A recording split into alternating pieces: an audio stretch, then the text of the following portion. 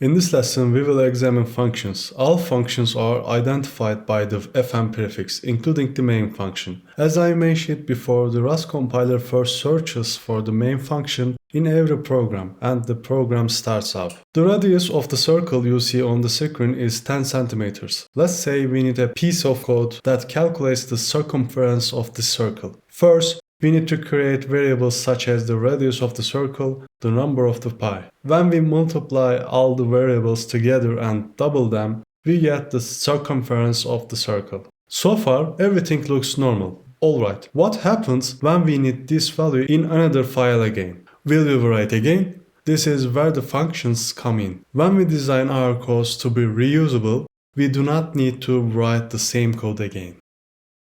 To define a function, we first write the function name after the fn prefix. Parentheses are written after the function name. These parentheses can take parameters, which we'll cover in the parameters section. Then, as we saw in the scope lesson, curly brackets are opened. Functions don't end with semicolons, and don't forget to close any curly braces you open. Let's write the codes we just wrote into the function now.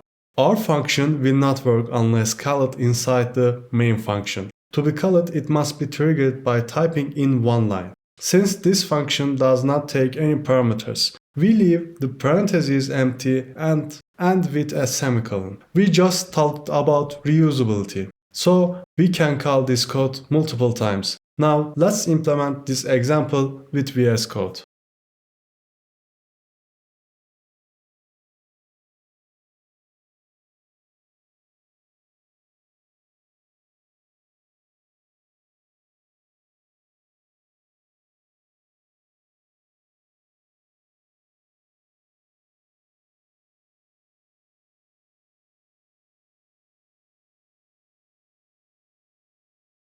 It doesn't matter in Rust programming language that functions are defined above or below the main function. Let's write the code under the main function and prove it again.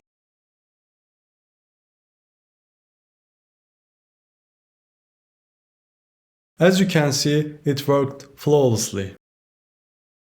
Yes, we calculated the circumference of the circle with a radius of 10 centimeters. Do we need to create a special function again when the length of our circle is 15 centimeters? No, that's not necessary. This is where the function parameters come into play. We specify the parameter name and the type to be entered in the brackets. Here I set the parameter name as radius and the type as f64. Parameters are within the scope of the function and cannot be accessed from outside the scope. Only returnable functions pass their values. We'll talk about this in the next lesson. I've shortened the function a bit and made it simpler. Float numbers can be negative. The field cannot be negative, as you know. Therefore, if you want to elaborate the function, you can convert the entered value to positive. Now, let's update our current function to take parameters.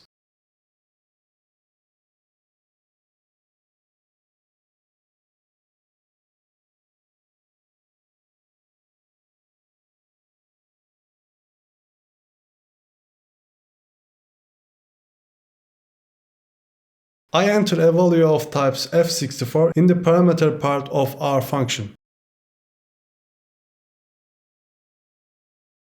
Now our function can calculate the radius value we want, but it can only take one parameter.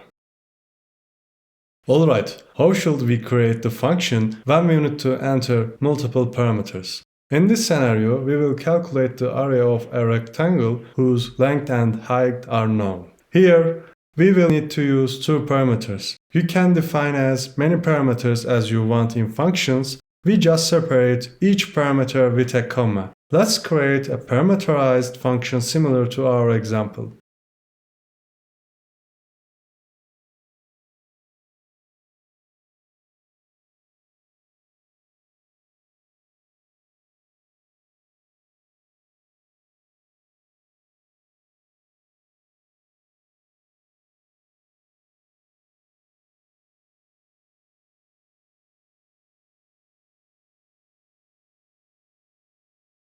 We run our function and calculated the area of the rectangle. Sometimes we need to use these calculations in different scenarios instead of printing the values inside the functions. That's why we need functions that return the value. Let's explore this in our next lesson.